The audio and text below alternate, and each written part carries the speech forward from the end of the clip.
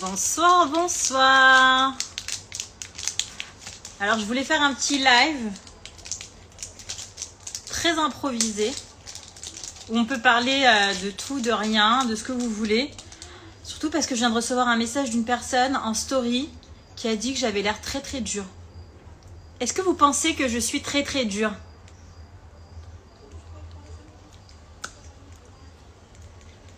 Vous pouvez écrire, hein.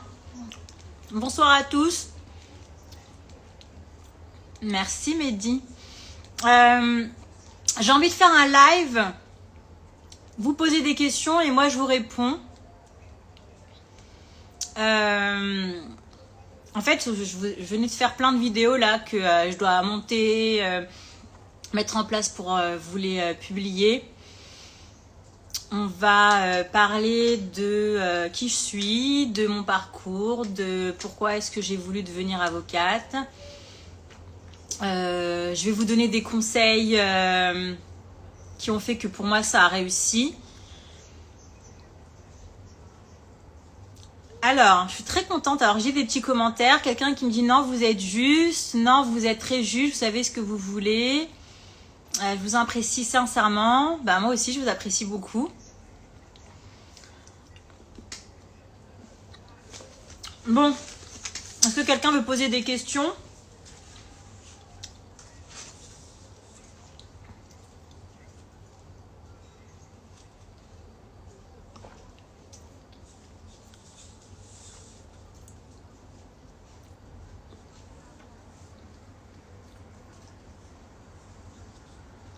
Ah, merci beaucoup pour tous ces compliments.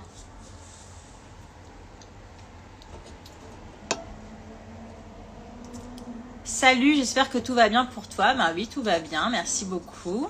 J'espère que pour vous tous, ça va. En fait, je suis curieuse de savoir ce qui fait que cette personne a pu dire que j'avais l'air d'être dure. Mais on peut rien y faire parce que malgré tout, sur Instagram, je suis avocate et j'essaye d'enseigner des choses. J'essaye de donner mon avis sur des choses de l'actualité qui pour moi sont parfois très dures. Et je pense que nous, en tant qu'avocats, on a notre avis à donner sur des choses qui se passent dans notre société. Alors peut-être qu'on a l'impression que je suis dure parce que j'agis ainsi, mais si c'est pas moi qui le fais, peut-être que personne ne le fera. D'un autre côté, je peux vous assurer que mes clients sont très contents que je sois dure, mais ça reste dur entre guillemets, bien sûr. Parce que vous imaginez bien qu'au jour le jour, je suis pas comme ça. En tout cas, moi, tout ce que j'essaye de faire sur cette page, alors c'est vrai, vous n'avez pas des photos de moi le matin avec ma tenue du jour, vous n'avez pas des photos de moi en train de manger, en train de... je sais pas, c'est pas ce à quoi j'aspire sur cette page Facebook et surtout sur les réseaux sociaux. Je pense de la même manière qu'on doit avoir une certaine délicatesse dans notre métier en tant qu'avocat, et je pense que ça doit nous suivre aussi sur les réseaux sociaux, sur notre site internet. Et c'est un peu la raison pour laquelle j'essaye de vraiment me contenter de vous montrer ce que c'est que mon métier, me contenter de vous donner des informations, me contenter de vous aider ou de vous donner les explications dont vous avez besoin. Par contre, il y a quand même un truc qui est assez important, et je me rends compte qu'il y a beaucoup de personnes qui m'envoient des messages en privé en me disant, alors ils me racontent leur vie et ils veulent que je leur fasse une consultation juridique comme ça sur le tas. D'abord, c'est pas possible d'agir ainsi. Si vous avez besoin d'un avocat, vous prenez rendez-vous ou vous demandez une consultation juridique, parce que d'abord on engage notre responsabilité et puis on peut pas comme ça, en ayant un minimum d'informations, vous donner des conseils. Moi, c'est avec grand plaisir que je réponds à toutes les questions. Enfin, j'essaye. Quand je réponds pas, c'est que soit j'ai pas le temps, soit j'ai même reçu des personnes qui m'envoient des emails en me demandant de répondre à des questionnaires. J'ai pas le temps de répondre à des questionnaires. Je vous dirais même la vérité que normalement j'aurais pas le temps de faire ce live, mais en même temps c'est une petite bouffée d'air frais qu'on a dans le cadre de notre activité. Et puis si ça nous permet de partager des choses avec des personnes qui vivent pas notre quotidien et qui ont peut-être pas la connaissance de notre travail, je pense que ça reste assez intéressant.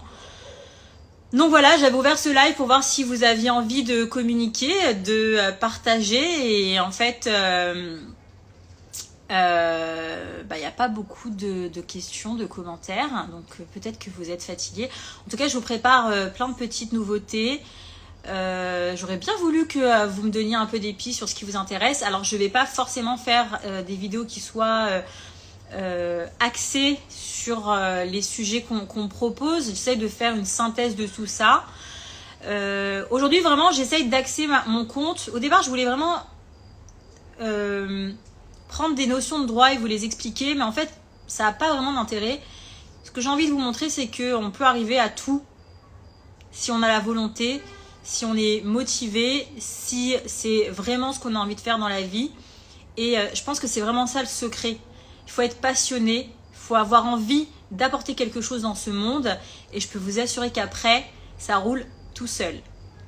Donc c'est vraiment ce que j'avais envie d'apporter et c'est vraiment la motivation que j'essaye d'apporter aux autres. S'il y en a qui voient dans ma motivation une certaine dureté, ben tant pis.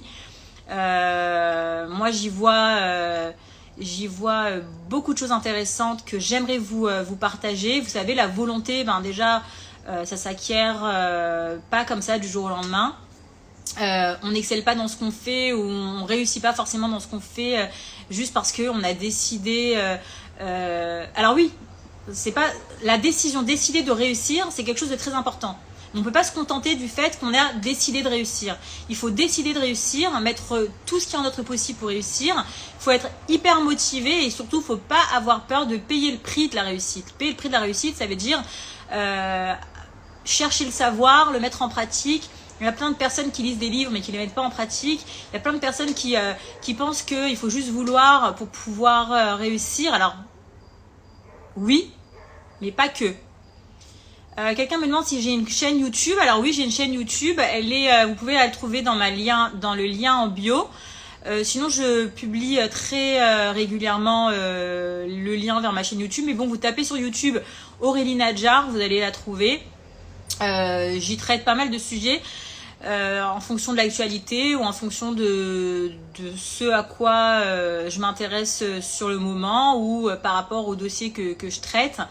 Donc c'est vrai que c'est un peu général. Merci Mehdi qui me dit que la chaîne YouTube est très bien. C'est très gentil. Franchement, c'est beaucoup de travail. Dites-vous qu'en plus du métier d'avocat, on essaye de vous faire des vidéos, donc de créer des contenus, de les mettre en place, de les filmer, de faire les montages, ce qui n'est pas forcément évident. Et vraiment, ça me touche de voir que ça vous plaît et c'est vraiment, vraiment le but. Donc super. Et en tout cas, je voulais faire une petite annonce. C'est que je suis en train de mettre en place des formations. Et en fait, c'est des formations qui sont pour plusieurs types de personnes. Dans pas longtemps, je mettrai en lien sur ma bio un lien qui va sur une landing page où vous allez pouvoir choisir et donner votre avis parce que votre avis m'intéresse. Et en fait, il y a des formations qui vont être faites pour les entrepreneurs, c'est-à-dire comment prendre des décisions juridiques même quand on n'est pas avocat. La deuxième, ça va être pour les nouveaux avocats, ça veut dire les personnes qui viennent d'être diplômées, qui décident de s'installer.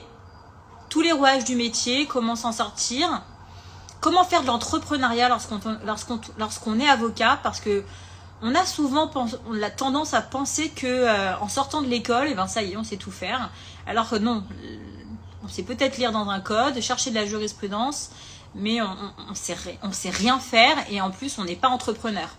Et le problème c'est que quand vous ouvrez votre cabinet, vous devenez entrepreneur.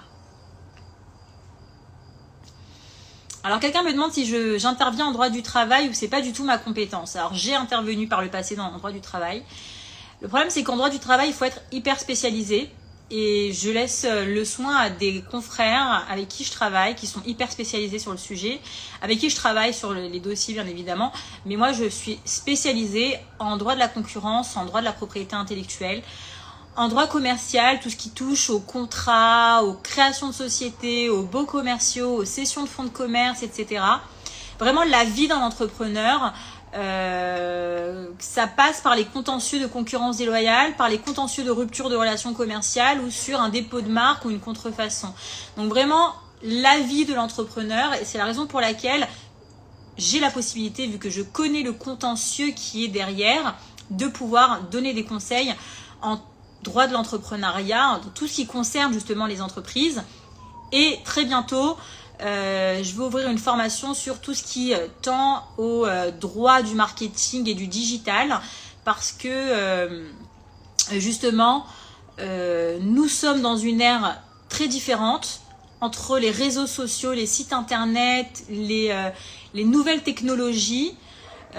Bonsoir, j'ai une consoeur qui me saluait, donc je la salue également. En fait, on est vraiment dans une ère où les nouvelles technologies prennent le pas, et il ne faut pas oublier que c'est pas parce que les contrats, par exemple, se sont créés en dehors, par exemple, sont créés sur Internet ou autre, que le droit ne s'y applique pas. Lorsque vous créez un contrat en faisant un clic sur votre ordinateur, vous avez créé un contrat et vous devez le respecter. Tous ces éléments-là, en fait, qui sont tout nouveaux et sur lesquels j'ai vraiment envie de mettre le point, faire le point par contre. Pardon. Alors j'ai ma consoeur Sarabina qui écrit qu'elle fait du droit du travail, donc allez-y. Moi c'est pas du tout ce que je fais. Après bien évidemment on a toujours des notions, parce que moi j'ai déjà fait du droit du travail. Mais si vous voulez la vérité, pourquoi est-ce que je ne fais pas droit du travail? C'est très très simple. Parce que les conseillers prud'homaux ne sont pas des professionnels du droit, et que je ne supporte pas parler avec des personnes, enfin, pas je ne supporte pas parler, mais je suis là pour défendre un dossier. Je suis là pour défendre soit un employeur, soit un salarié. Je viens avec des arguments juridiques. Et j'ai en face de moi quelqu'un qui n'y connaît rien en fait, qui n'y connaît rien et qui se permet de rendre des décisions qui sont aberrantes. Et en fait, moi, je n'ai plus envie de passer des heures à traiter des dossiers pour finalement recevoir une décision qui n'a ni queue ni tête juridiquement. Et en fait, on doit attendre d'aller devant la cour d'appel pour éventuellement pouvoir démontrer que notre client a raison. Une fois, je me souviens très bien, j'avais un dossier devant le Conseil des prud'hommes. Ils ont fait une erreur. Alors non, déjà, il y a eu deux choses qui m'ont vraiment énervée. C'est que la partie adverse a apporté une attestation qui était vraiment pas légale, dans le sens où la personne a attesté sur des faits qui n'avaient pas eu lieu au moment où l'attestation était datée. Je démontre cela au Conseil des prud'hommes, et le Conseil des prud'hommes n'en a rien à faire, condamne mon client sur la base de cette attestation alors que j'ai démontré qu'elle était fausse. Non mais ça m'a énervé. En plus de ça, je reçois une décision avec une erreur matérielle, on m'a rajouté 2 zéros sur la condamnation. Quand j'ai fait une requête afin de rectification d'erreur matérielle, ils n'ont rien voulu entendre. Et en plus de ça, j'avais une exécution provisoire. Vous pensez bien que passer de 12 000 euros à beaucoup plus, lorsque vous faites le calcul, mon client était assez énervé. On peut dire qu'il y a la même difficulté devant le tribunal de commerce, mais je peux vous assurer qu'au tribunal de commerce, ils sont beaucoup plus professionnels qu'au Conseil des prud'hommes. Alors, quelqu'un m'a demandé quel était mon parcours. Alors, je vous avais préparé une vidéo sur le sujet, mais je vais quand même élayer un petit peu si ça vous intéresse vraiment. Alors, j'ai fait mes 5 années de droit comme tout le monde. J'ai jamais redoublé.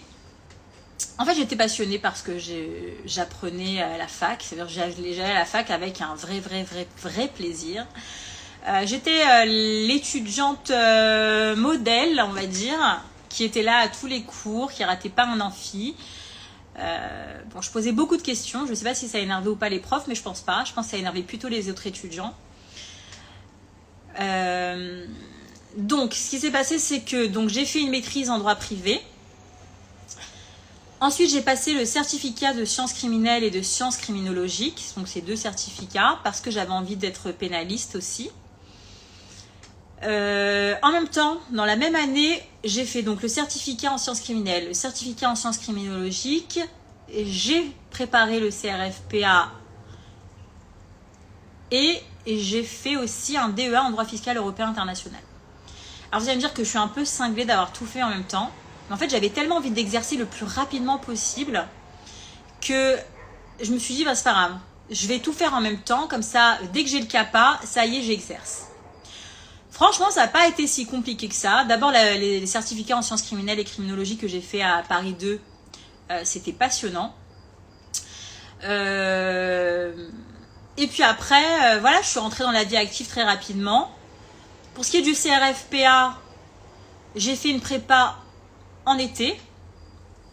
J'avais pas envie de prendre une année entière pour étudier. En fait, j'ai eu mon master et c'est-à-dire en juin. En août, j'ai fait une prépa. Et juste après la prépa, j'ai passé le CRFPA. Et ça s'est super bien passé.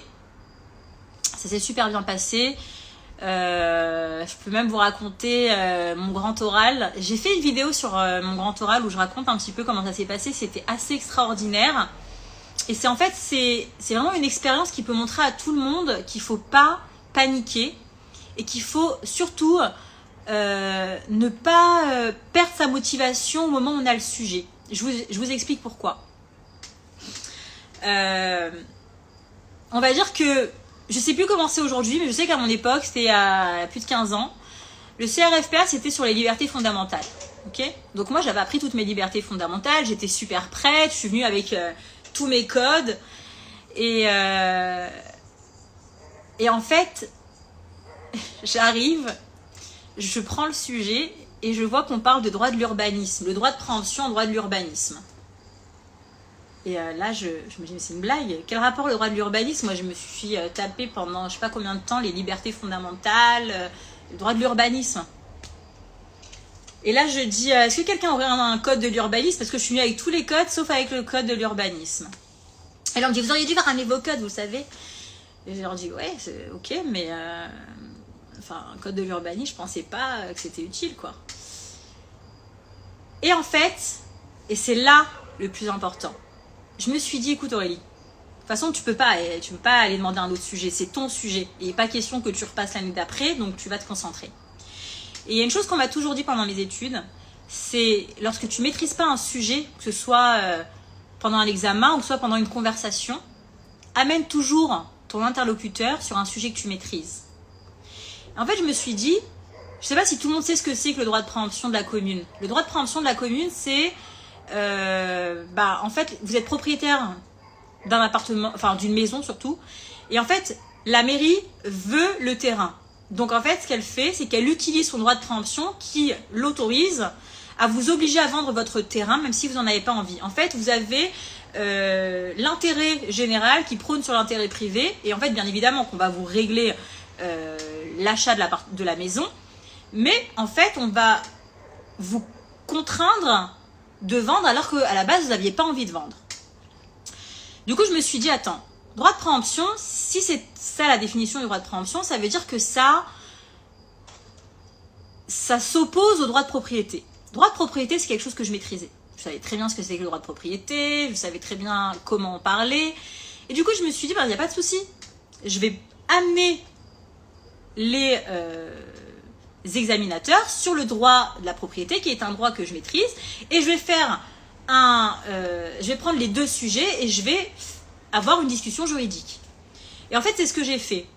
Je vous avoue que quand je suis entrée dans la salle, donc en fait, la salle, c'était très particulier. En fait, on a tous le même sujet, ceux qui rentrent dans la même salle. Donc, la personne qui sort, je la vois, elle est déphasée. Je dis, ça va, ça s'est bien passé. Elle me dit, laisse tomber. Et moi, donc, c'est pas grave, j'y vais. Je me dis, de toutes les façons, si je suis avocate, ça veut dire que je suis capable de traiter n'importe quel sujet. Enfin, en fait, être avocate, c'est être capable de traiter n'importe quel sujet, de toutes les phases possibles, et de convaincre son interlocuteur. Et en fait, ce que je me suis dit, c'est exactement ce que je dois faire. Donc, je rentre, et donc je vois le jury, tous très contents de nous avoir donné ce magnifique sujet. Et donc, je commence à disserter sur mon sujet. Et donc là, ils ont l'air tous très étonnés du fait que je les amène sur le droit de propriété, mais ils voient qu'il y a vraiment un lien. Et là, ils commencent à me poser une question. En fait, ils sont partis du droit de préemption et ils m'ont posé une autre question qui avait encore rien à voir avec le droit de préemption, rien à voir avec le droit de propriété. Une question vraiment que je ne maîtrisais pas. C'est-à-dire vraiment, on avait l'impression que ce jury, c'était nous donner un sujet qu'on ne maîtrise pas. Et là, ils me posent la question et avec... vraiment, j'ai eu une sorte de courage de donner cette réponse et je leur ai dit, Franchement, on est là pour passer le CRFPA et pour devenir avocat. Donc ça veut dire que je suis amenée à devenir avocat. Et bien si j'étais avocate, je serais à mon bureau avec mon code et j'aurais la possibilité de chercher les réponses à votre question. Ils ont été très étonnés par ma réponse, mais en même temps, ils ont vu que je ne me suis pas laissée déphaser par leurs questions. Ils m'ont dit, vous avez raison. Et là, ils ont commencé à me donner les différentes caractéristiques qui définissaient leurs questions. Et ils m'ont dit, voilà, vous avez les éléments, on vous a lu le code, qu'est-ce que vous en pensez? Et du coup, j'ai commencé à discuter en prenant les éléments qu'ils m'avaient donnés et en répondant à leurs questions. Et ce qui s'est passé, c'est que quand j'ai reçu les résultats, je vous laisse deviner la note que j'ai eue. À la base, je me suis dit, quand je suis sortie, je me suis dit, c'est soit j'ai 0, soit j'ai une super note. Alors, à votre avis, combien j'ai pu avoir en menant mon grand oral de la sorte, tout en sachant que je ne sais pas si j'ai vraiment répondu à toutes les questions en donnant les réponses qu'ils avaient attendues. Mais en fait, j'ai eu un raisonnement de « vous avez beau avoir votre thèse, moi j'ai la mienne et je suis là pour la défendre ». Alors j'ai eu 18. Je pense que c'est très rare d'avoir des personnes qui ont cette note-là. Et bien évidemment, vous pensez que j'ai eu le CRFPA du premier coup et tout de suite après, je suis allée exercer. Et donc là, on arrive sur la phase chercher une collab. Parce que moi, à mon époque, on ne pouvait pas s'installer en sortant du CAPA. C'est-à-dire, une fois que j'ai eu le CRFPA, je suis allée à l'école d'avocat, j'ai passé le CAPA. Et en fait, on ne pouvait pas exercer tout de suite. On avait l'obligation de faire 2 ans de stage. Mon avis sur les 2 ans de stage, je pense que c'est une erreur de l'avoir supprimé. Mais d'un autre côté, c'est tellement compliqué de trouver des fois une collaboration. En fait, on appelle ça 2 ans de stage, mais en fait, vous êtes collaborateur, vous n'êtes pas stagiaire. Ça veut dire que vous êtes avocat à part entière, on vous paye une rétrocession d'honoraires, vous allez plaider en tant qu'avocat, vous êtes avocat. Mais en fait, on estime que quand vous sortez de l'école, vous avez besoin d'apprendre. Et vous avez besoin d'apprendre en étant accompagné. Et ça, je pense que c'est réel. Je pense qu'aujourd'hui, les gens qui s'installent font une erreur. Parce qu'ils n'ont pas ils n'ont pas le recul qu'ils ont besoin. Et en plus, on a vraiment une difficulté à trouver des réponses. C'est-à-dire que même si vous êtes avocat, que vous avez une question, je sais qu'on a des principes tels que la confraternité, mais franchement, soyons honnêtes. Il n'y a personne qui va vraiment vous donner ces modèles d'actes.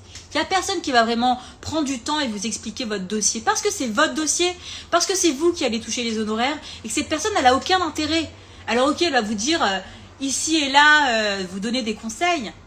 Mais quelle est la vraie personne qui va vous donner les conseils qu'il faut? Eh bien, c'est votre patron. Parce que c'est son dossier, c'est son client. Et en fait, vous le représentez. Donc, c'est la seule manière que vous avez de vraiment avoir des réponses. Donc, moi, ce que je faisais, c'est que déjà mes 2 ans, mes premières 2 ans de collaboration, j'avais un seul principe et c'est le principe que je donne à tout le monde. Quand vous êtes collaborateur, soyez une éponge. Absorbez tout ce que les autres peuvent vous donner. Absorbez tout ce que votre patron peut vous apprendre. Moi, je me souviens, vous croyez quoi? Que j'ai appris à rédiger des conclusions comme ça? J'ai claqué des doigts, j'ai appris à rédiger des conclusions? Certainement pas. Je me suis dit, Aurélie, écoute, c'est soit tu prends le taureau par les cornes et tu y vas, tu fais ce qu'il faut, ça va être difficile, mais demain tu auras des facilités. Et c'est exactement ce que j'ai fait. J'ai pris un dossier de mon patron qui était déjà terminé. Ça veut dire qu'on avait tout, depuis l'assignation jusqu'à la décision. Et j'ai analysé la façon dont il a mené son dossier. J'ai vu comment il rédigeait les assignations. Au départ, franchement, je rédigeais mot pour mot comme mon patron. Ça veut dire qu'on avait l'impression que c'est lui qui rédigeait. Et ensuite, ce qui se passait, c'est que je recevais des conclusions adverses. Et donc, j'analysais les conclusions adverses. La façon dont ils rédigeaient, la façon dont ils faisaient leur plan, la façon dont ils faisaient leur syllogisme. On est là, aujourd'hui, même après 15 ans de barreau, j'apprends de mes confrères beaucoup plus âgés ou de certains autres confrères qui voient le droit différemment ou qui concluent différemment. Et quel que soit le métier, quelle que soit la fonction que l'on peut avoir dans notre vie, apprendre, c'est pas honteux. Apprendre, c'est c'est la meilleure des choses que vous pouvez faire pour vous, c'est d'apprendre des autres. À partir du moment où vous comprenez que le savoir est infini et que l'apprentissage n'a pas de limite, vous avez tout compris en fait dans votre vie. Donc en fait, c'est ce que j'ai fait. J'ai commencé à étudier de A à Z la façon dont les dossiers étaient menés et j'hésitais pas à poser des milliards de questions sur les dossiers de mes patrons parce que je savais que vu que c'était son dossier, il allait m'y répondre. Maintenant, je n'ignore pas la difficulté de trouver des collaborations. Moi-même, j'ai eu des difficultés à trouver une collaboration. J'ai mis 1 an pour trouver une collaboration. Je ne sais pas si vous imaginez, je sors de l'école. J'ai passé toutes les étapes à passer. Ça veut dire que j'ai jamais redoublé. J'ai passé des diplômes, je les ai réussis. J'ai eu le CRFPA du premier coup, le CAPA du premier coup. J'arrive, j'ai le feu, je brûle pour devenir avocate, je brûle pour aller plaider. Et on m'interdit de le faire parce que j'ai pas de collaboration. C'est-à-dire qu'en fait, je ne peux pas exercer parce qu'il n'y a pas quelqu'un qui est prêt à me faire confiance pour pouvoir travailler pour lui. J'ai travaillé pour des personnes pour presque rien.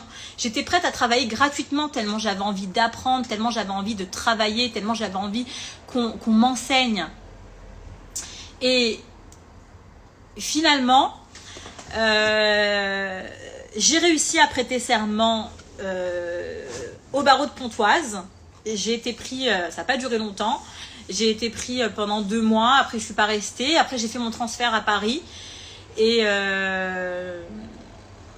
c'était très différent parce qu'en fait Pontoise ça reste la périphérie, les permanences pénales dans le 95 c'était le rêve, ça veut dire il y avait des gardes à vue tout le temps, des comparutions immédiates tout le temps, des CRPC tout le temps.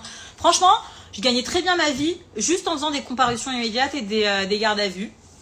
Après, je suis passée à Paris et c'est devenu très différent. D'abord parce que les permanences pénales, elles sont différentes, elles sont rémunérées différemment.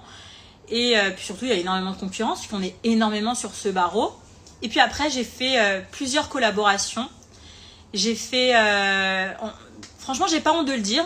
Pendant 5 ans, j'ai été collaboratrice dans 5 cabinets différents parce que j'ai voulu connaître et imiter, entre guillemets, ce que chacun des avocats avec lesquels j'ai travaillé pouvait m'apprendre. Il y en a une qui faisait du droit de la famille et du droit du travail. Il y en a un qui faisait du droit de la copropriété. Puis après, il y en a un pour qui je travaillais qui faisait de la contrefaçon, de la concurrence déloyale. C'est ce que je fais aujourd'hui. Il y en a un autre qui faisait du droit de la construction. C'est un droit très particulier. Et puis après, un beau jour, j'ai senti que vraiment, j'avais déjà développé ma clientèle. J'étais très indépendante sur les dossiers. Et donc, je me suis installée. Je me suis installée en 2008. Et c'est la meilleure décision que j'ai prise. Il y en a qui pensent que s'installer, c'est compliqué. Mais en fait, s'installer, c'est déjà travailler pour soi. C'est être libre de son emploi du temps. Moi, je supportais plus le fait qu'on a l'impression que vous êtes bonne au travail parce que vous êtes arrivé à 8h du matin et que vous êtes parti à 23h. C'est strict, ça n'a strictement aucun lien. Vous pouvez très bien travailler 3 heures, 4 heures et en étant hyper concentré et vous pouvez venir chauffer les bancs de votre cabinet ou de votre bureau et rien faire. Je me souviens des fois j'allais au bureau à 8h, je partais super tard et en fait je voyais tout le monde qui était en train de papoter, pause café, pause déjeuner et en fait je me suis dit mais en fait c'est de la perte de temps, moi je préfère venir un certain temps, travailler à fond et après être libre. Et aujourd'hui, j'organise mon temps comme je veux. Je travaille depuis n'importe quel pays, je pars en vacances avec mon petit ordinateur, mon petit cerveau, ma clé RPVA et tout le monde sait que quoi qu'il arrive, aujourd'hui avec Internet, on peut travailler, être avocate partout, de partout. Je me souviens un jour, j'ai un client qui m'a dit, je lui ai dit écoutez, je pars en vacances 3 semaines, il me dit écoutez Aurélie, on va pas se mentir, on se voit jamais. Alors moi, je rencontre presque pas mes clients. On se parle beaucoup par téléphone ou en vidéo. Parce que d'abord, j'ai pas le temps. Ils ont pas le temps. Ce sont tous des chefs d'entreprise. Et ils m'ont dit, écoutez, on sait tous très bien. Vous avez votre cerveau, votre ordinateur. Pour moi, j'ai besoin de rien d'autre. Il a raison, en fait. Parce qu'en fait, vous n'êtes pas les bureaux du 16e ou du 8e dans lequel vous exercez. Vous n'êtes pas... le bel immeuble dans lequel vous avez votre cabinet, vous n'êtes pas non plus restreint à, je sais pas moi, le téléphone que vous avez, la voiture que vous conduisez. Vous êtes un bon avocat parce que vous êtes un bon avocat. Et en fait, tout est dans votre cerveau, tout est là-dedans. Et c'est ça, en fait, qui compte. Ça veut dire prendre un dossier et le prendre à cœur. Et vraiment vous dire que la vie de vos clients est entre vos mains et que vous allez les défendre quoi qu'il arrive. Alors, on me pose la question, vous faites des journées de combien d'heures? Alors, des fois, je fais des journées de 0 heure. Ça veut dire qu'il y a des fois où je ne travaille pas. Et il y a des fois où je fais des journées de 18 heures. Des fois, je passe des nuits sur mes dossiers. Même ma secrétaire, des fois, passe des nuits sur les dossiers. Mais c'est un équilibre que moi-même j'ai trouvé.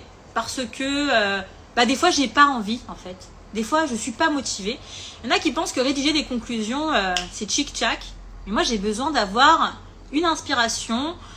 Des fois, je lis un article dans un journal, j'ai une idée pour un dossier. Des fois, je traite un dossier X, j'ai une idée pour le dossier Y. Des fois, je regarde un film, j'ai une autre idée. Je vais dormir, j'ai d'autres idées.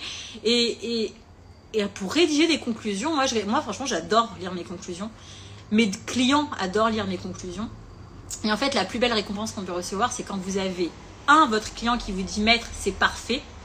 C'est exactement, j'aurais pas fait mieux. Ça veut dire qu'en fait, vous racontez mon histoire avec vos mots et en mettant justement les éléments juridiques qu'il faut.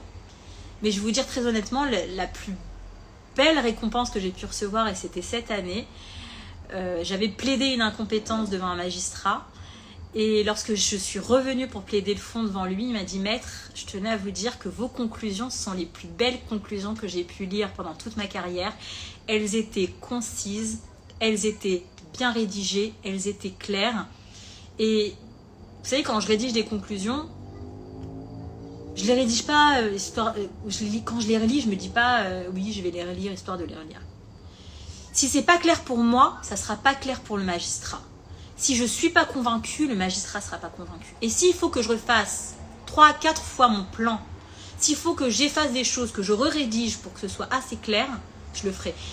La note de synthèse dans le CRFPA, c'est pas rien. La note de synthèse, c'est parce que vous en avez besoin pour rédiger des conclusions. Vous avez un client qui vient avec des milliers de documents et vous devez en faire une assignation ou des conclusions. Pensez bien que elle est primordiale, cette matière. Primordiale. Je me souviens, lorsque j'ai commencé à étudier la note de synthèse pour passer le CRFPA, c'était une horreur. Je me suis dit, mais c'est quoi cette matière? Et puis en fait, quand après vous apprenez et vous savez comment ça fonctionne, je peux vous assurer qu'après ça vous aide. Je pense pas que les matières pour le CRFPA, elles soient inutiles. Elles ont vraiment un but. Moi, ce que je reproche, en fait, c'est la formation qu'on donne pendant l'école des avocats. Je pense qu'on n'est pas assez formé. Je pense qu'il manque des matières sur l'entrepreneuriat, sur la gestion de clientèle, sur la gestion de votre entreprise. Quand vous ouvrez un cabinet, vous êtes une entreprise. Vous devez savoir gérer vos factures. D'abord, exiger de l'argent de vos clients.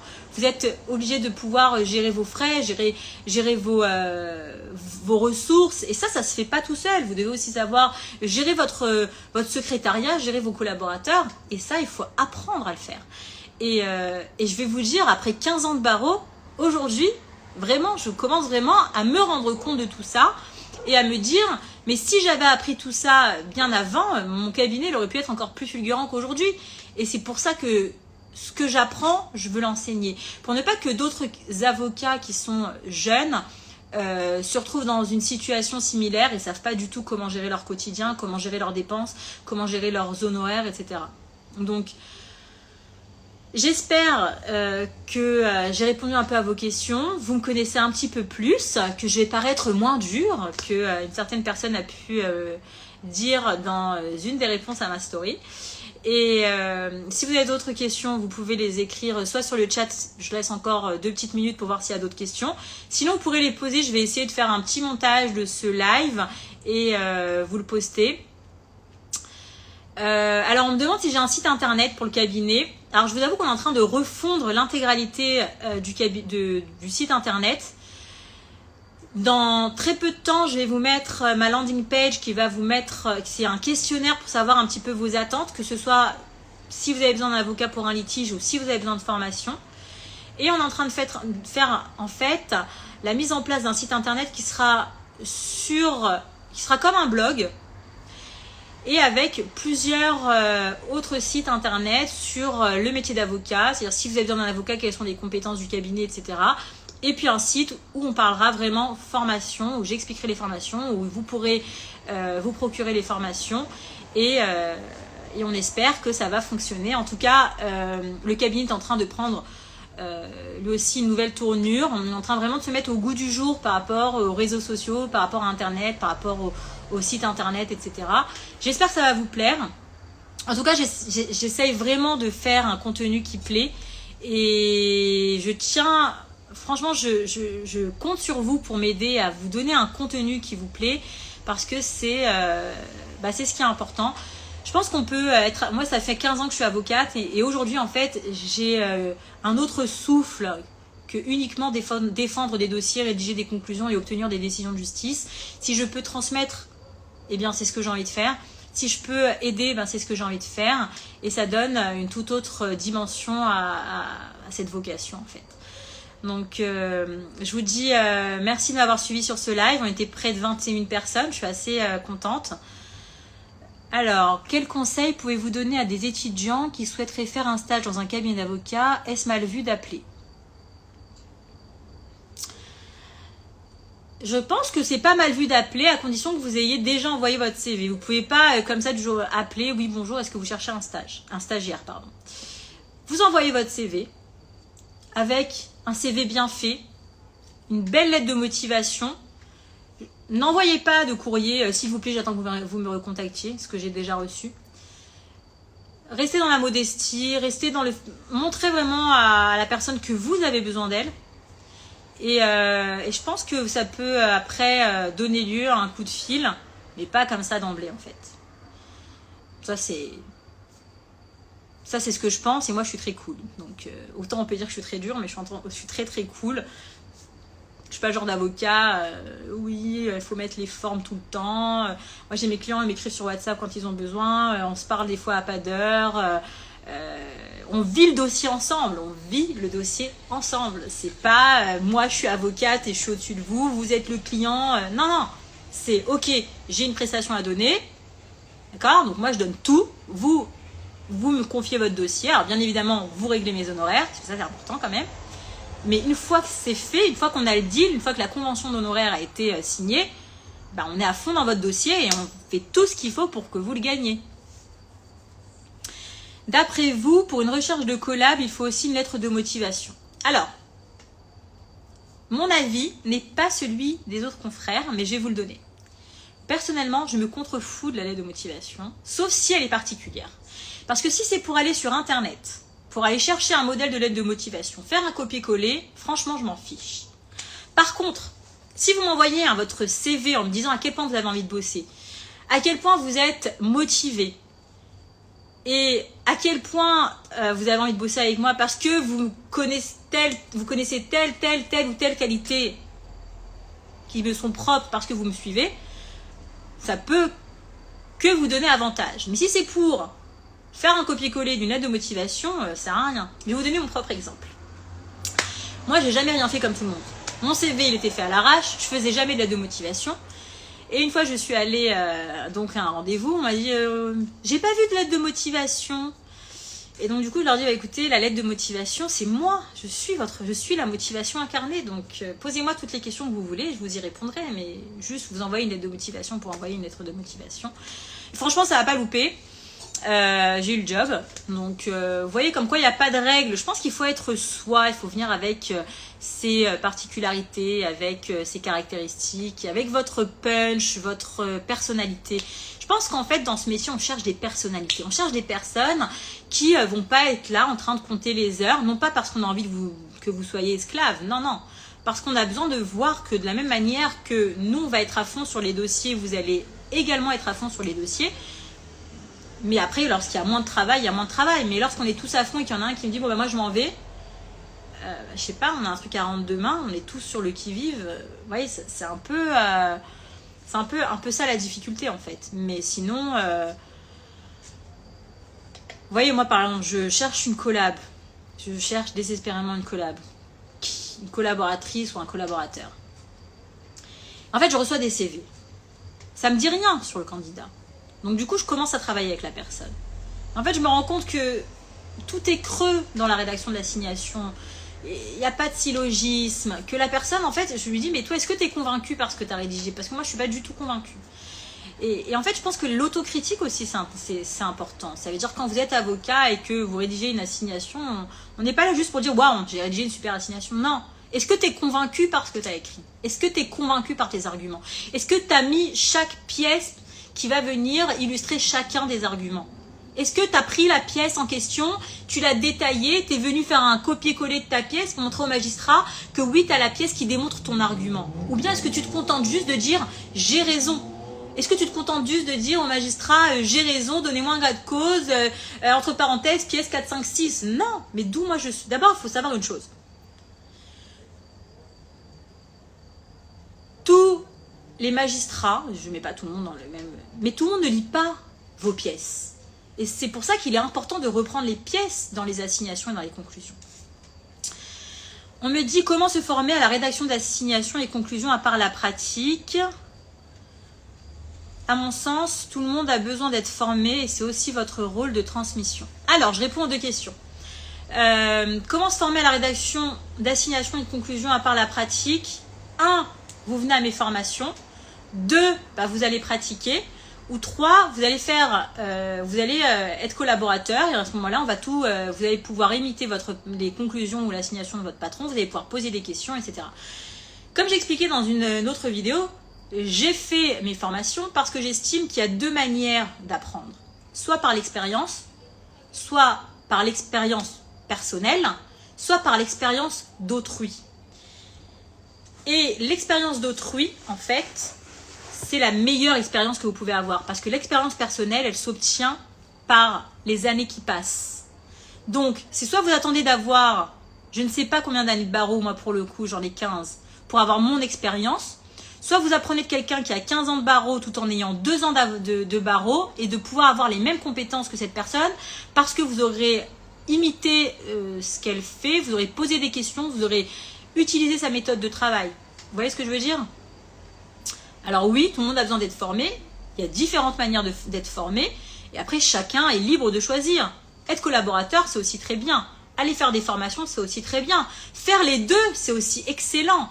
Vous prenez des formations à côté parce que peut-être que votre patron n'aura peut-être pas le temps nécessaire à vous consacrer pour que vous puissiez apprendre. Donc, vous faites une formation théorique et pratique. Et puis après, vous allez exercer au sein du... Vous savez, je vais dire même mieux que ça, il y a des personnes qui viennent faire ma formation avant même de rentrer en collaboration. Ça veut dire qu'en fait, elles cherchent un travail, elles viennent se former chez moi, et après, elles peuvent dire qu'elles sont avec une expérience parce qu'elles savent rédiger. Et lorsqu'elles vont ensuite être recrutées et qu'on leur donne justement à rédiger des assignations, des conclusions, le patron voit directement qu'il y a quelque chose. Alors, on me dit, on retrouve où vos formations ? Alors, aujourd'hui, les formations, elles sont en présentiel et elles sont ouvertes à très peu de personnes parce qu'on essaye vraiment de faire une formation privée. Aujourd'hui, je suis en train de mettre en place des formations beaucoup plus étendues. Donc, les gens qui sont intéressés, vous pouvez me l'écrire sur le chat. Vous pouvez également m'envoyer un email au mail suivant. Je vais vous l'écrire, tiens. Contact @aurélienadjar.com. Vous m'envoyez un mail en me disant que vous êtes intéressé, quelle sorte de formation. Et j'essaye aussi de mettre en place, et ça j'aimerais bien savoir si ça vous intéresse, des formations par Zoom et des cours digitaux que vous pourrez vous procurer très prochainement, où vous aurez juste à faire ce qu'il y a dans les formations. Et après, donc il y a une formation dans laquelle on vous donne un cours digital et on se revoit aussi sur Zoom entre deux cours pour pouvoir mettre en pratique et répondre à toutes les questions. Lisa Hadid, c'est pas vous qui avez dit que j'étais très très très dure dans ma story. C'est d'ailleurs ce qui a fait que je fasse cette petite story improvisée. Donc j'espère que vous aurez changé d'avis. Et si c'est pas le cas, c'est pas grave. Ça ne fait pas de moi une moins bonne personne. En tout cas, quels sont les tarifs? Envoyez-moi un email. Je répondrai à tout ça. Aujourd'hui, ça reste des formations très privées que j'essaye de mettre en place dans le plus grand nombre. Mais pour pouvoir les ouvrir à plus de personnes. J'ai besoin de voir qu'il y a de la demande. Donc vraiment, si déjà vous trouvez des personnes autour de vous qui sont intéressées, donnez-leur l'email, envoyez-moi vous-même l'email. De toute façon, très bientôt, la landing page sera sur ma bio pour pouvoir vous permettre d'envoyer vos coordonnées directement sans même envoyer un mail. Vous envoyez vos noms, vos prénoms, vous dites par quoi vous êtes intéressé, vous faites des petites observations. Dites-moi si ça vous intéresse parce que vraiment ça va arriver très très vite. Voilà, donc je pense qu'on a bien parlé ce soir. Je suis très contente. Je vais essayer de faire plus de lives de ce genre. Dites-moi si ça vous intéresse d'avoir des lives comme ça plus régulièrement. Donc Sandra me dit oui, Mehdi me dit oui. Et en fait, ce que j'aimerais faire, c'est éventuellement... Merci beaucoup, votre live est très intéressant, c'est très gentil. Ce que j'aimerais faire, en fait, c'est un live qui soit comme un rendez-vous hebdomadaire. On choisit un jour, on choisit un horaire et on s'y tient. Donc, si vous voulez, dans la prochaine story là qui va arriver, je vais mettre un sondage. Vous me dites quel jour vous serez pour vous plus intéressant, soit le dimanche, soit en semaine, soit la journée, soit le soir, soit le matin. Et en fait, on va se faire vraiment un rendez-vous hebdomadaire à pas manquer, d'accord? Et on va traiter des sujets différents. Toute la semaine, ce qu'on fera, c'est que je vous mettrai en story vraiment une question ouverte dans laquelle vous pourrez mettre les questions qui vous intéressent. Je ferai une sorte de synthèse. Et à ce moment-là, le live d'après, on en parle. Après, bien évidemment, ce que je ferai, j'essaierai de vous donner un peu goût aux formations. En traitant un peu certains sujets justement qui sont traités dans les formations pour que vous voyez à quoi ça correspond. Je vais essayer d'en poster un maximum. Franchement, je suis hyper contente de ce live. Il était improvisé, mais il était hyper intéressant. J'espère que vous aussi, ça vous a intéressé. Je me suis un peu dévoilée, un peu plus. Et comme ça, vous voyez qu'il n'y a pas forcément besoin de raconter sa vie tout le temps sur Instagram. On peut faire des petits lives comme ça où on répond de manière... assez détaillé. J'espère que ça vous a plu. Je vous dis à tous une très très bonne soirée et à très très vite. Répondez surtout à la story. On met ça en place, le rendez-vous hebdomadaire, et je vous dis à très très vite.